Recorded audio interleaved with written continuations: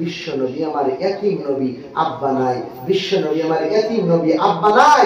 তখন আমার নবীজি মায়ের কাছে আবদার করতেছেন, মায়ের কাছে আবদার করতেছেন। কি আবদার? মাগো, আমাকে একটু এই মক্কার ছেলেদের সাথে খেলতে দিবা না? আমি খেলতে যাব। ওরা কত সুন্দর খেলতে যাচ্ছে, আমাকে একটু খেলতে দাও না। ভাইরা গো, কেমন নবী, ইয়াতিম নবী, কেমন করে বোঝাবো?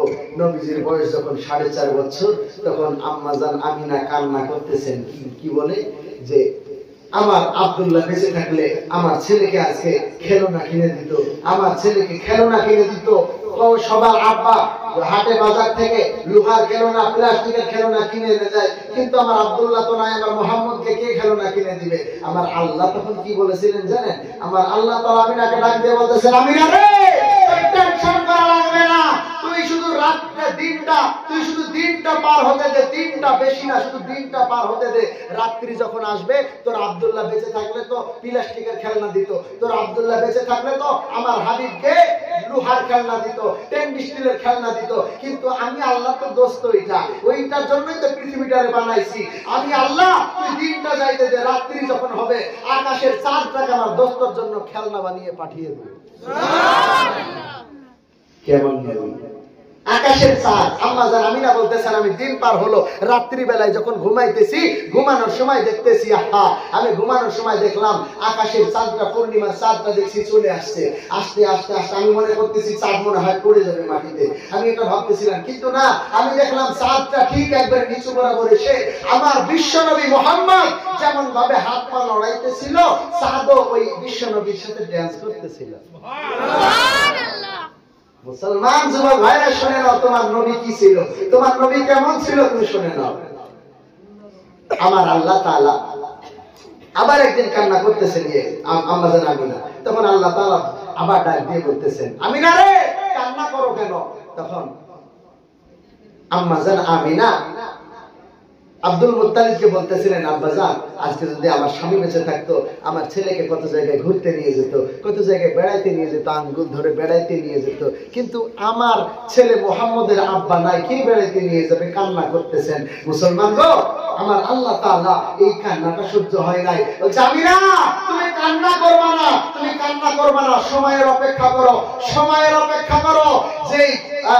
যে ফ্যাসিলিটি আমি কারো জন্য রাখি নাই, 312 জন রাসূল এবং 2,24,000 পয়গম্বর, কাউকে দিই নাই।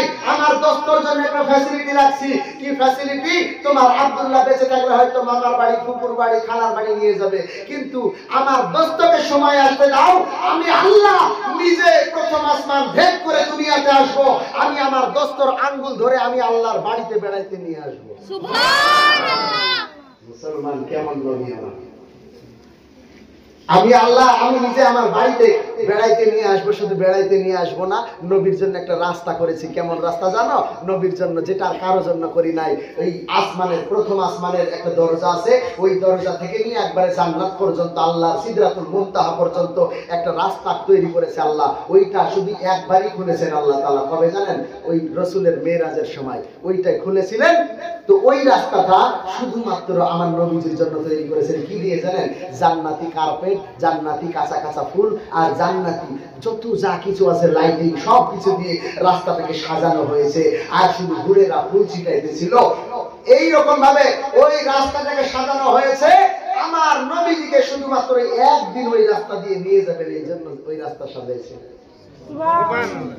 মুসলমান, আমার নবীজিকে বেঈমানের দলেরা কত কষ্ট দিয়েছে। মুসলমান ভাইরা আমার, তোমাদের জোর হাত করে বলবো, এত দামি নবী, এত দামি নবী, এই নবীজিকে কাঁদাবা না, এই নবীজিকে কষ্ট দিবা না।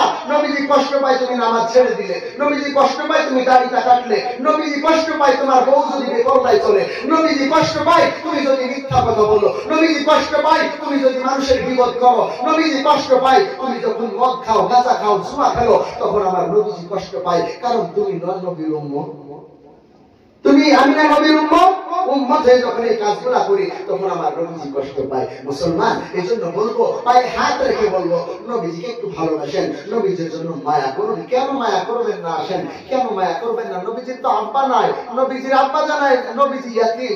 দেখেন কি ঘটতেছে, নবীজির বয়স 5.5 বছর, তখন আম্মাজানকে বলতেছেন, আম্মাজান একটু খেলতে দাও না, একটু খেলতে দাও। তখন আম্মাজান বলতেছে, না বেটা না, খেলতে যাইতে পারবা না, কারণ মক্কার ছেলেরা ভালো না, তোমাকে মারবে। তখন বিশ্বনবী বলছেন, না আম্মা আমি খেলতে যাব। তো অনেক আবদার করার পরে বললেন, যাও মোহাম্মদ যাও, তুমি খেলতে যাও। তাহলে